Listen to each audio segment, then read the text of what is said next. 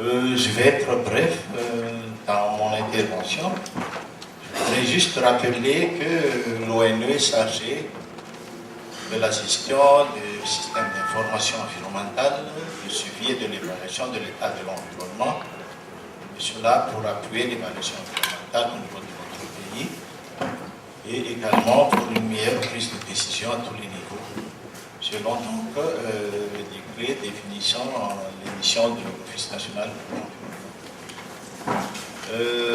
Rappelons un tout petit peu que le tableau de bord environnemental est un outil d'aide à la décision basé sur des indicateurs environnementaux dont l'objectif est de gérer et de diffusion des informations synthétiques permettant d'appuyer les décideurs à tous les niveaux, y compris les communautés locales et la société civile, et aussi d'orienter les politiques, d'évaluer les impacts environnementaux des différentes politiques publiques et d'accroître la sensibilisation des acteurs aux questions environnementales.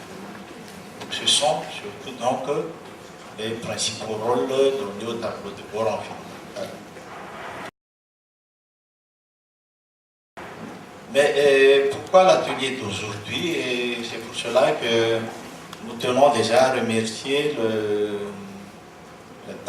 CEPF par le biais de TANMIV, donc de financer cet atelier pour justement mettre à jour le tableau de bord environnemental, mais également permettre de discuter donc sur l'évolution de ce tableau de bord environnemental.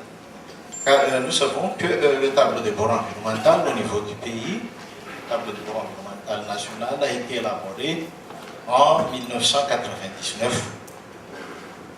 C'est en ce moment donc il y avait l'atelier de priorisation des indicateurs nationaux et l'Office national pour l'environnement a appuyé les 22 régions après à se doter du tableau de bord environnemental régional. On a fait cela jusqu'en 2011.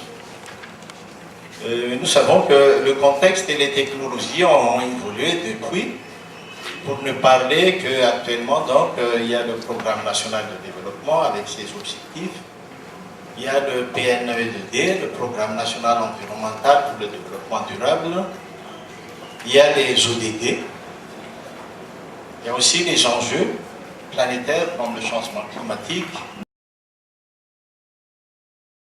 Si aujourd'hui nous disons que Madagascar a 11 millions d'hectares de forêt pour 22 millions de personnes, c'est quand même un ratio d'information environnementale important aujourd'hui. C'est pour dire que, aussi bien entendu, l'ONE, le ministère de l'Environnement, que le CEPF, nous sommes conscients de l'importance de l'information environnementale dans la prise de décision, et il est inimaginable que des décisions soient prises sans information du tout, ou bien avec des informations qui sont caduques. C'est pour cela que nous saluons vraiment l'initiative de l'ONE de mettre à jour le tableau de bord environnemental national, non seulement par la mise à jour des informations qui sont incluses dans le système, mais aussi par la mise à jour de la structure et de la manière selon laquelle les choses seront faites, avec essentiellement l'utilisation des moyens modernes de networking. Comme vous savez bien, le CEPF est un ensemble, une mise en commun de fonds par plusieurs bailleurs de fonds. Par exemple, le gouvernement français, le gouvernement japonais, quelques fondations environnementales, la MacArthur et Kingsley, le chef, la Banque mondiale et d'autres encore, pour que la société civile en général et les associations puissent accéder à du financement pour une meilleure gestion de l'environnement en général. Et ça touche le terrain directement dans les ordres de conservation des PPA ou bien dans le système de management et de gestion de l'environnement du pays.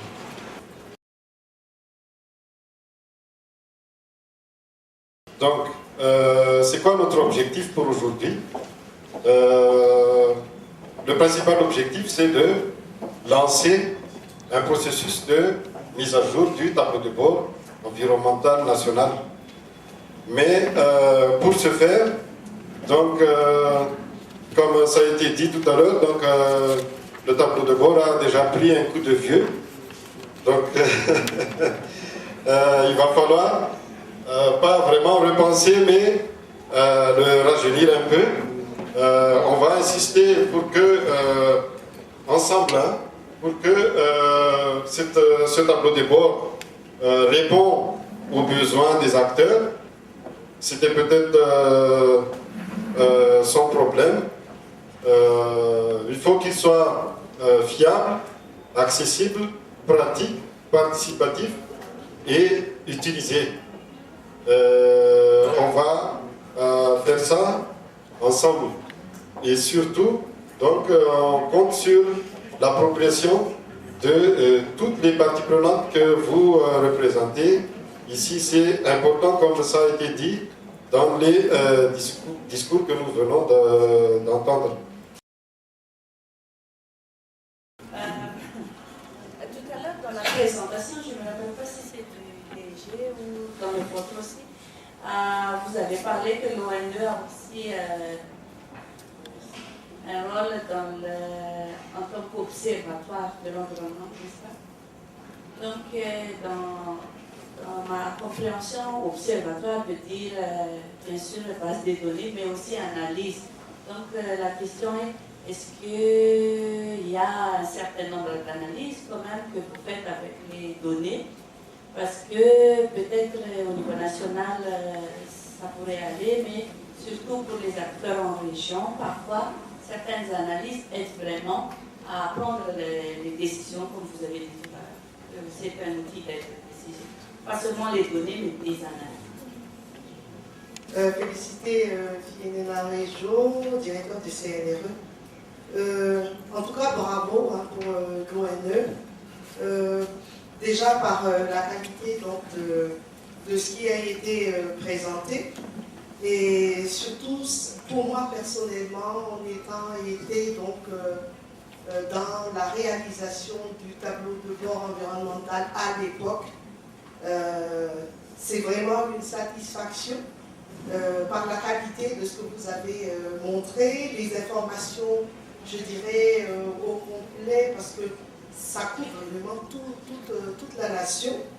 Et ce que j'ai bien aimé aussi, c'est la facilité d'utilisation. Donc, tout ça, comme disait notre collègue, notre ami tout à l'heure, c'est un outil d'aide à la décision. Et même aussi, c'est un outil de formation en tant qu'universitaire. Donc, pour moi, ça a été un point également à souligner, la richesse de ces informations. Et je dirais que en tant qu'universitaire et au centre directeur d'un centre de recherche, les données que vous avez présentées aujourd'hui dans, je dirais, la facilité pratique, ce serait vraiment donc un document de référence en utilisation, mais en même temps aussi, nous, en tant que, ça pourrait être aussi en tant que fournisseur. Bravo, un chapeau. Merci. Peut-être par des formations en tant que géographe, est-ce que ne peut-on pas adopter, j'ai vu les dates de mise à jour, ne peut-on pas adopter une période de mise à jour pour chaque région, pour qu'au même moment, voilà les informations disposées pour chaque région sur le DBE. Merci. Merci pour l'excellence de la présentation. Jean-Claude Camarade, le président de la Transparquet.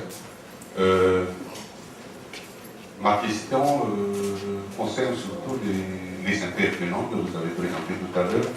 Je n'ai pas encore en main l'atlas et le tableau du pôle, mais ma question c'est comment définissez-vous les intervenants? Est-ce que ce sont principalement ceux qui gèrent directement les ressources au niveau du terrain?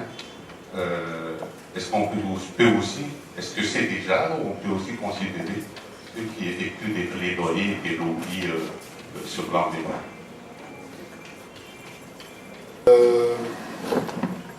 Il y avait une question sur l'observatoire. Effectivement, ça fait partie des attributions de l'ONE dans le décret que j'ai cité tout à l'heure, le décret en 2004, sur la mission de l'ONU. Mais également, nous produisons aussi des fact sheets. Par exemple, quand on a réalisé donc l'analyse de la déforestation pour l'année jusqu'en 2013, donc nous avons produit un rapport avec les partenaires, WCS, etc. et MNP, mais nous avons produit un fact sheet que nous avons accompagné le tableau de bord de Bouenne à l'époque, et nous avons diffusé ces fact sheets sur l'état de la forêt de Madagascar, où est-ce qu'il y a plus de déforestation, quel type d'écosystème est plus... Comment est-ce que nous définissons les intervenants? Je crois qu'on n'a pas pris une définition précise pour l'instant, mais on a collecté des données sur les acteurs de l'environnement et du développement en général. Acteurs, est-ce que ceux qui font des plaidoyers, des lobbies sont dedans? Je crois qu'on peut les mettre dedans, mais il faut nous donner des précisions. Vous êtes là donc pour nous conseiller quel genre d'acteurs il faut ajouter.